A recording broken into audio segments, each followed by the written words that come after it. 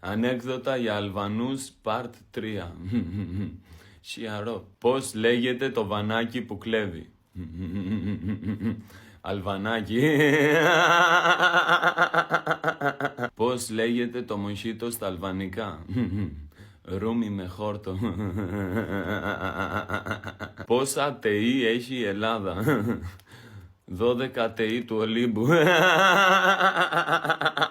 Τι μαλάκα. Ποιο είναι το αγαπημένο φαγητό των Αλβανών? Το κλέφτικο. Ό,τι. Γνωστή αλβανική σος. Σος κάρι. Τι πατατάκια τρώνε οι Αλβανοί? Chips.